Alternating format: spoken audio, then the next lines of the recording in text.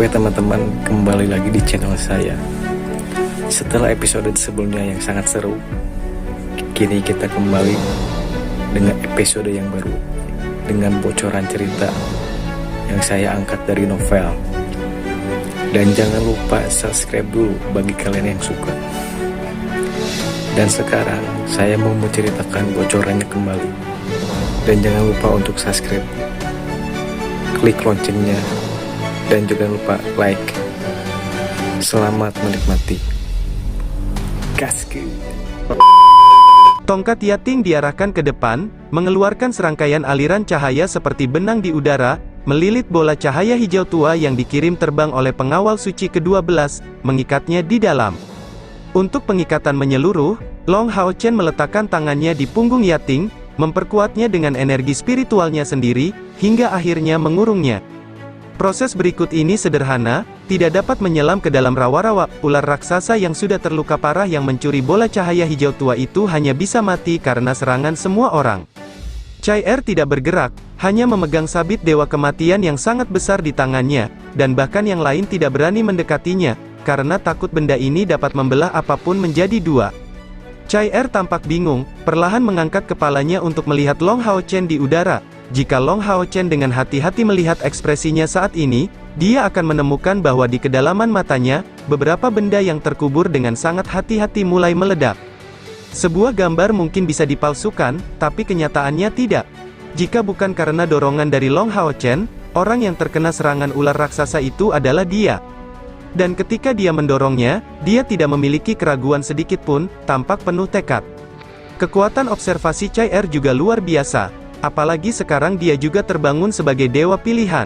Karena itu, dia bisa dengan jelas melihat bahwa saat Long Hao Chen mendorongnya dan didorong oleh ular di udara, langkah pertamanya adalah meliriknya, ekspresinya sangat lembut, seolah apa yang dia lakukan bukanlah hal yang luar biasa.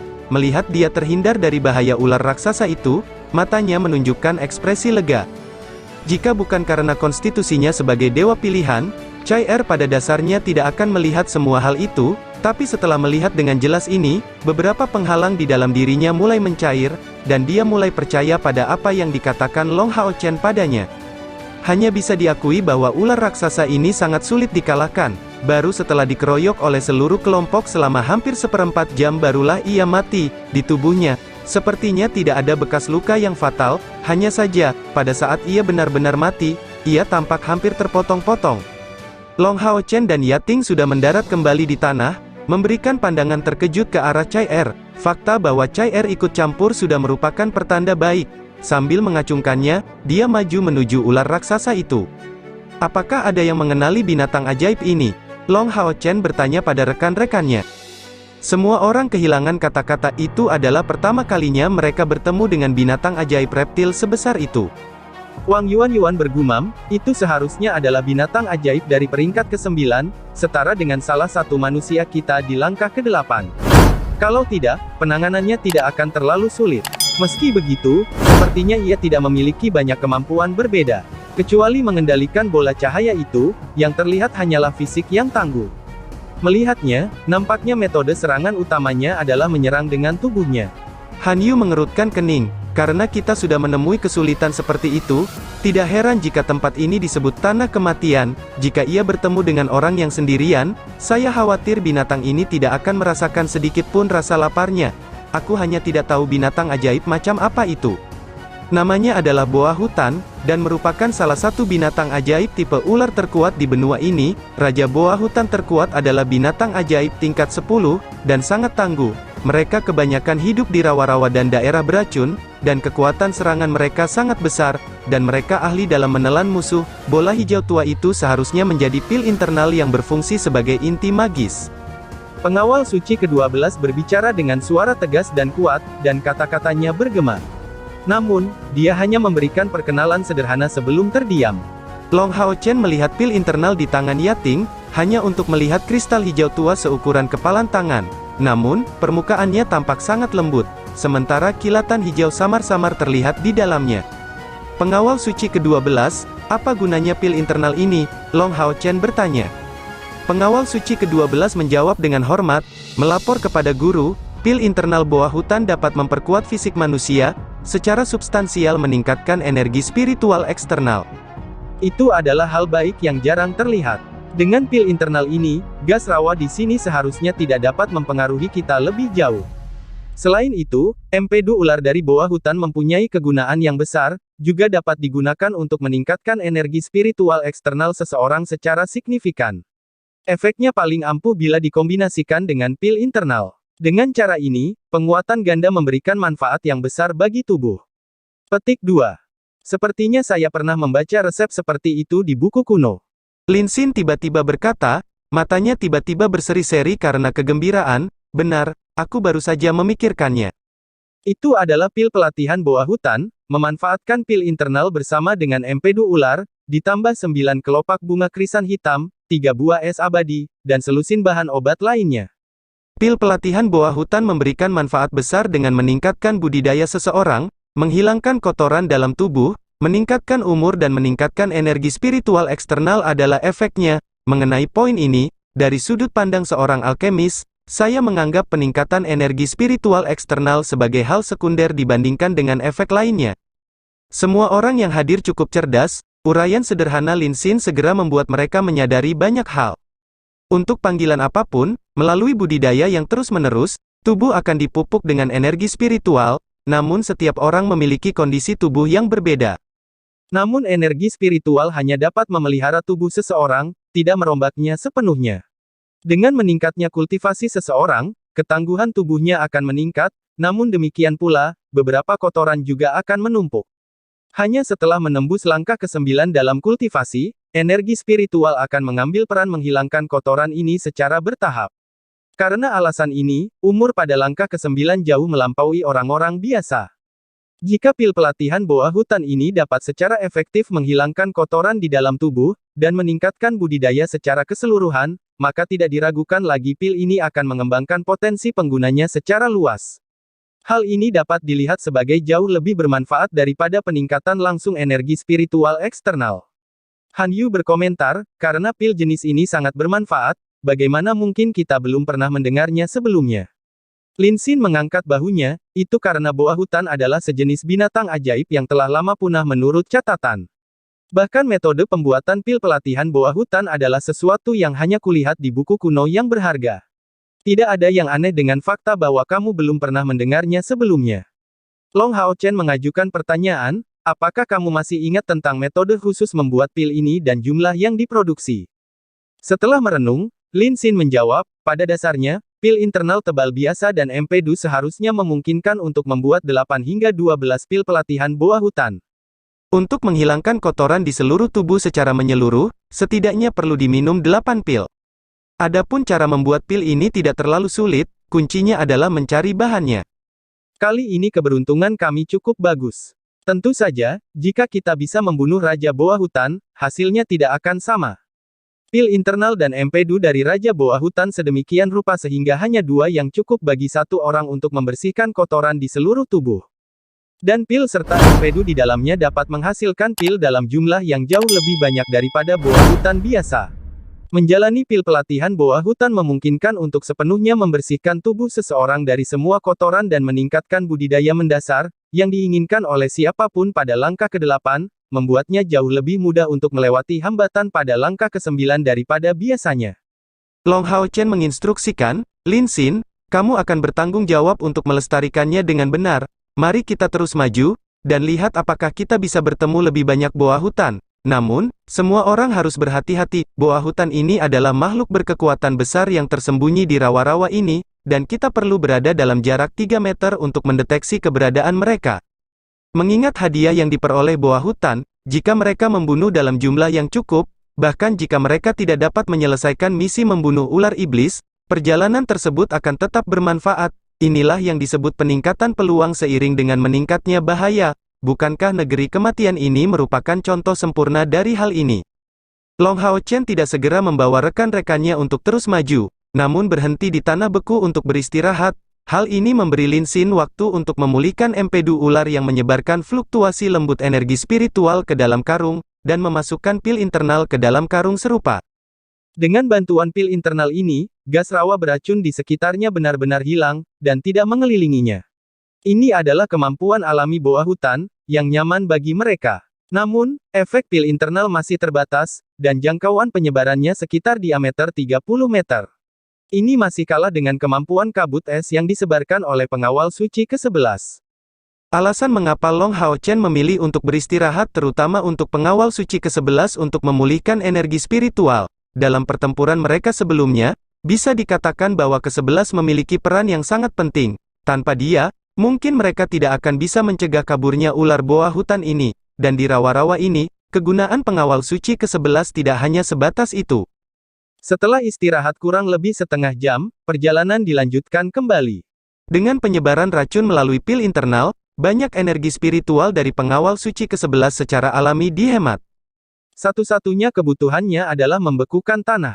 Han Yu juga memanggil tunggangannya, pemimpin mata iblis, karena ini adalah binatang ajaib dengan atribut mental yang jarang terlihat, dengan persepsi yang kuat. Dan selanjutnya seiring dengan evolusinya, ia memperoleh kemampuan baru lainnya yang memperkuat persepsi seseorang. Dengan melemparkannya ke Long Hao Chen, persepsi awalnya yang luar biasa menjadi 2 kali lipat. Semakin dalam mereka terjun ke rawa-rawa, jalan mereka semakin terjal. Beberapa kadal rawa muncul. Binatang ajaib peringkat keempat atau kelima ini bukanlah ancaman bagi mereka, namun kecepatan gerak mereka menurun karena tumbuh-tumbuhan di rawa semakin banyak. Cahaya riak Long Hao Chen terus menyala tanpa jeda pada saat ini. Sebagai perbandingan, cahaya riak lebih efisien untuk keadaan ini dibandingkan Arya Dewi Cahaya. Yang terakhir ini memang lebih kuat, tetapi penggunaannya juga menyebabkan konsumsi energi spiritual yang sangat besar. Menggunakannya untuk memotong tanaman merambat untuk membuka jalan sama seperti mengayunkan pedang besar untuk membunuh ayam. Long Hao Chen menghentikan langkahnya, mengerutkan alisnya. Situasi di depan matanya tidak normal. Setelah pergi ke surga ilusi sebelumnya, dia memahami bahwa tumbuhan juga merupakan makhluk hidup, meski tidak mengetahui banyak tentang alam. Tumbuhan yang mungkin ada di sini sudah terlihat beradaptasi dengan lingkungan ini sejak lama. Tapi rawa-rawa di bawah kakinya tidak berbeda, namun jumlah vegetasi tiba-tiba berkurang. Ini hanya berarti satu hal, bahwa ada sesuatu yang mengancam pertumbuhan tanaman tersebut di tempat ini. Melihat Long Hao Chen menghentikan langkahnya, yang lain segera berkumpul dalam formasi dekat, memusatkan perhatian mereka pada lingkungan sekitar. Dengan rasa ingin tahu, Chai Er bertanya kepada Long Hao Chen di dekatnya, mengapa kita tidak maju? Long Hao Chen memberinya tatapan penasaran. Selama beberapa hari terakhir ini, ketika dia tidak mengambil inisiatif untuk berbicara dengannya, biasanya dia bukanlah orang yang memulai percakapan, dan dibandingkan dengan sebelumnya, dia terkejut karena tatapan Chai Er saat ini sebenarnya jauh lebih lembut. Mengenalnya dengan baik, Long Hao Chen bisa merasakan setiap perubahan kecil dalam dirinya, jauh di lubuk hatinya, dia sampai pada kesimpulan bahwa mungkin setelah peluncuran serangan sebelumnya, dia memulihkan beberapa jejak ingatan, namun ia tidak menyangka bahwa perubahan Chai Er sebenarnya bukan berasal dari ingatannya melainkan karena kepeduliannya saat melindunginya. Situasinya agak aneh, lingkungan di sini berubah terlalu drastis. Pasti ada keberadaan yang mengancam tumbuh-tumbuhan di rawa-rawa. Saat berdiskusi dengan Chai Er, Long Hao Chen menyebarkan persepsinya sejauh mungkin, untuk merasakan tempat-tempat yang tersembunyi dari matanya. Sepertinya ada lebih banyak vegetasi di depan, tetap berhati-hati semuanya, dan waspadalah. Menyatakan hal ini, Long Hao Chen segera memulihkan perisai suci agung, dan mengambil cahaya riak di tangan kirinya. Dengan kilatan cahaya cemerlang, Arya Dewi Cahaya muncul. Karena rusak parah dalam pertempuran sebelumnya melawan boa hutan, perisai suci agung telah rusak parah, dan tentu saja tidak ada gunanya memilih gaya ksatria disiplin pedang ganda. Melanjutkan ke depan sekitar 100 meter, persepsi Long Hao Chen pasti terverifikasi, dan beberapa tumbuhan mulai muncul lagi. Namun, itu sangat berbeda dari semua vegetasi yang mereka temui sebelumnya, tidak ada tanaman merambat, hanya pohon dan bunga yang sangat besar. Tanahnya terlihat sangat aneh, setiap batang pohon dipisahkan satu sama lain dengan jarak minimal 5 meter sehingga tersebar sangat tipis, hamparan daun yang luas tumbuh darinya, dan panjangnya mencapai 5 meter dari akar, dengan diameter setidaknya sepertiga meter. Hal yang paling tidak biasa adalah puncaknya, terdiri dari kuncup bunga yang sangat besar, cukup tebal untuk membungkus 2 orang, kuncup-kuncup bunganya tersusun rapat, dan sejauh mata memandang, tidak ada satupun bunga yang mekar. Tubuh mereka yang besar sedikit bergoyang karena gas rawa yang beracun. Saat tiba di sini, semua orang merasakan perasaan yang sama. Itu adalah perasaan tenang, Tempat ini memang terlalu tenang, tidak ada suara, dan satu-satunya jenis tumbuhan yang ada hanyalah kuncup bunga ini. Bahkan angin yang menerpa tubuh mereka tidak mengeluarkan suara sedikit pun. Dalam perjalanan mereka ke sini, mereka juga tidak menemui serangan dari binatang ajaib manapun. Jika suatu tempat terlalu sepi, akan memberikan perasaan hening yang mematikan. Itulah yang dirasakan kelompok Long Hao Chen. Kalian semua, tinggal di sini sekarang. Han Yu, kamu akan mengambil alih. Saya akan melakukan pengintaian terlebih dahulu, Long Hao Chen menyatakan dengan suara yang dalam. Dalam situasi yang aneh ini, dia memutuskan untuk melakukan pengintaian sendiri. Bunga berukuran besar ini memang aneh, hanya saja masih belum diketahui alasannya. Melambaikan 4 sayap spiritual di punggungnya, dia mengeluarkan api suci yang lembut. Pada saat ini, dia tidak bisa tidak mengenang Bai Xiaomo dari masa pemilihan pasukan pemburu iblis. Tumbuhan belum tentu semuanya damai. Pada saat itu, bukankah Bai Xiaomo menimbulkan kerugian besar pada Yang Wenzhao melalui penggunaan tanaman? Melangkah maju, Long Hao Chen hanya beberapa puluh meter jauhnya, visinya menajam dalam sepersekian detik. Saat ini, dia berada 20 meter dari bunga-bunga besar, karena dia tiba-tiba merasakan bahaya secara naluriah. Namun, dia tidak menghentikan langkahnya, malah mempercepat, hingga tiba di depan bunga besar yang berdiri di posisi terakhir barisan. Kemudian, ketika dia berada 5 meter dari bunga itu, tiba-tiba terjadi perubahan. Bunga yang paling dekat dengan Long Hao Chen tiba-tiba bergoyang, dan segera, stolonnya yang tebal tiba-tiba turun. Bunga besar itu menabrak Long Hao Chen. Bersamaan dengan teriakan aneh, kuncup bunga besar itu tiba-tiba terbuka, seperti bibir kelinci yang sangat besar, mengarahkan gigitannya tepat ke Long Hao Chen. Setelah dibuka, kuncup bunga ini menjadi terlalu besar, tidak diragukan lagi itu cukup untuk menelan Long Hao Chen dalam satu tegukan, dan saat terbuka, bunga itu menampakkan wujud aslinya yang menyeramkan. Ia memiliki 3 kelopak besar berwarna darah, dan memiliki gigi tajam di sekujur kelopaknya. Gigi tajam ini memiliki ujung depan yang tajam, sedikit melengkung ke belakang, dan tampak sangat tebal, ibarat kail yang tajam. Kalau ada yang tergigit oleh gigi seperti itu, berjuang bebas bukanlah hal yang mudah. Aspek yang cukup untuk membuat seseorang merasa basah kuyup adalah setelah membuka mulutnya, area tengahnya memperlihatkan wajah licik yang jahat, dari mana teriakan tiba-tiba itu bergema.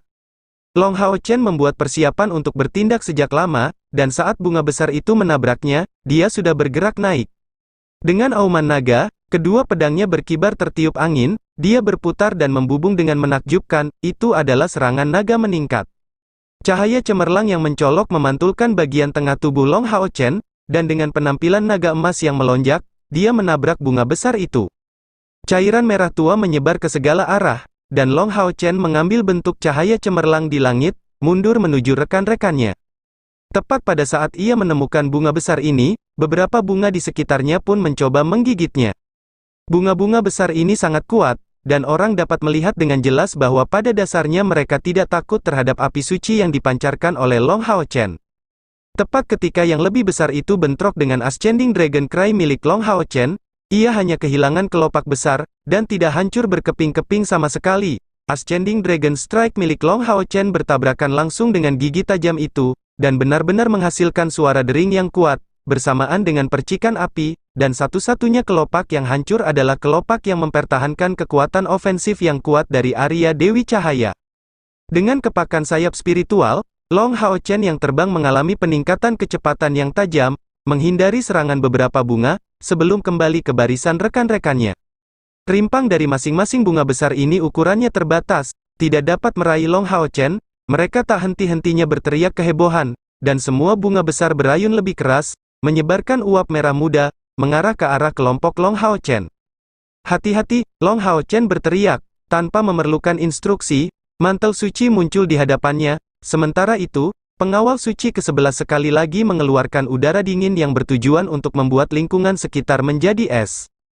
Namun, yang mengejutkan, uap merah muda itu tidak terpengaruh sedikit pun, masih bergerak ke arah mereka. Ia dengan cepat menempel pada permukaan mantel suci.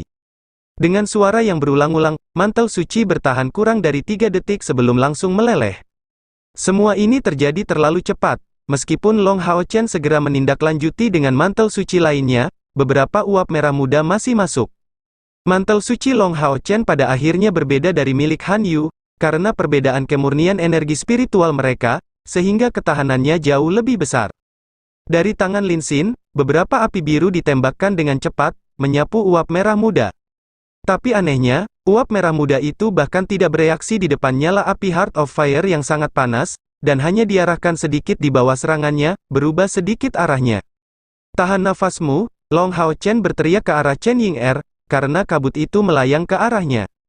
Reaksi Chen Ying'er sudah sangat cepat, tapi dia masih menghirup sedikit kabut merah muda itu, aroma manis membuatnya merasa hampa, dan dia langsung menjadi pucat. Long Hao Chen baru saja melepaskan mantel suci lainnya untuk melawan korosi dari uap merah muda yang mengerikan ini, dia menatap Chen Ying'er dengan cemas.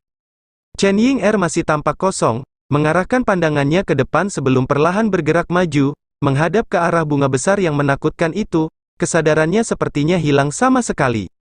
Wang Yuan dengan cepat menariknya kembali, dan reaksi Lin Xin sangat cepat, dengan cepat mengeluarkan cairan biru, dia memasukkannya ke dalam mulutnya sendiri sebelum tiba-tiba mengepulkannya ke wajah Chen Ying'er. Dari menggigil kedinginan, Chen Ying'er segera terbangun. Melihat Chen Ying'er bingung, semua orang merasa sangat terkejut. Meskipun kekuatan tempur Chen Ying'er tidak seberapa, dia masih merupakan langkah ke-6, menjadi pemanggil langkah ke-6, dia ternyata kehilangan kendali karena sejumlah kecil uap beracun. Melihat betapa kuatnya uap beracun berwarna merah muda ini, tidak mengherankan jika area ini tidak memiliki apapun selain ini. "Kami akan kembali," Long Hao Chen segera mengambil keputusan, karena mereka tidak punya cara untuk menangani kabut beracun merah muda itu saat ini.